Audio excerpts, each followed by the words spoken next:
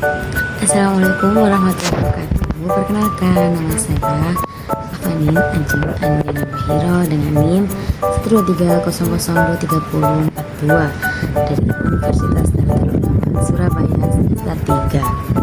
Nah, di sini saya akan membahas tentang informed choice dan informed consent pada praktek kebidanan. Nah, mungkin banyak nih dari teman-teman semua yang belum pada tahu apa sih informed choice itu, apa sih informed consent itu. Nah, bisa disimak video kali ini ya, yang mungkin bisa menambah pengetahuan teman-teman semua dan bisa membantu untuk lebih memahami apa itu informed choice dan informed consent pada praktek kebidanan. Nah, sebelum menonton videonya, jangan lupa like, subscribe, dan komen ya. Selamat menonton. Nah, yang pertama, apa sih informed choice dan informed consent itu? Nah, yang pertama ada informed choice ya teman-teman. Nah, informed choice itu merujuk pada proses di mana seseorang diberikan informasi yang cukup. Nah, ini untuk membuat keputusan secara sadar dan mandiri. Nah, sedangkan kalau informed consent itu memberikan persetujuan kepada seseorang setelah menerima dan memahami informasi tersebut yang relevan mengenai suatu tindakan atau suatu tindakan atau kegiatan yang ingin dilakukan untuk kedepannya. Selanjutnya yang kedua, emang perbedaannya apa? Gitu. Pasti banyak kalian yang tanyakan tentang perbedaan antara informed choice dan informed consent pada praktek kebidanan. Nah, di sini saya sedikit menjelaskan perbedaannya, yaitu kalau informed choice itu lebih fokus pada proses memberikan informasi untuk memilih pilihannya. Nah, kalau informed consent itu lebih fokus pada persetujuan pasien setelah menerima dan memahami informasi yang telah disampaikan sebelumnya. Nah, tapi sedikit catatan nih, keduanya saling berkaitan, tetapi informed consent lebih spesifik dan sering bersifat formal, terutama dalam konteks hukum atau etika.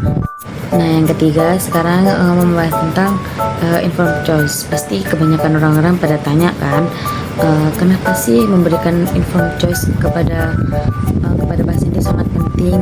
Nah, sedikit menjelaskan juga, informed choice itu penting karena untuk mengedepankan transparansi, kemandirian, dan tanggung jawab bersama. Ini bukan tentang hanya memberikan informasi sih, tetapi juga memastikan bahwa individu itu memahami informasi yang telah diberikan dari petugas kesehatan. Nah, untuk bebas mengambil keputusan yang terbaik untuk dirinya sendiri. Nah, selanjutnya ada penjelasan sedikit tentang kepada siapa sih emang informed choice dan informed consent itu diberikan. Nah, yang pertama ada informed choice, itu diberikan kepada siapa saja yang membutuhkan pemahaman untuk memilih di antara opsi yang relevan. Nah, kalau informed consent itu diberikan kepada individu atau wali yang akan memberikan persetujuan untuk suatu tindakan atau partisipasi berdasarkan pemahaman risiko dan manfaatnya. Nah, tujuannya tetap sama, untuk memastikan keputusan diambil secara dasar dan secara sadar dan sukarela dan bertanggung jawab. Nah, mungkin ada yang belum tahu juga nih, kapan sih diberikannya informed choice dan informed consent itu. Nah, yang pertama informed choice itu bisa diberikan sebelum pasien memilih opsi perawatan atau juga bisa diberikan sebelum tindakan medis.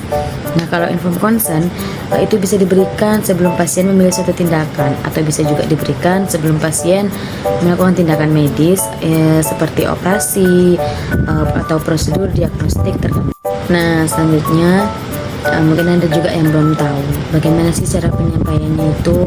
Nah, yang pertama sedikit menjelaskan juga informed choice.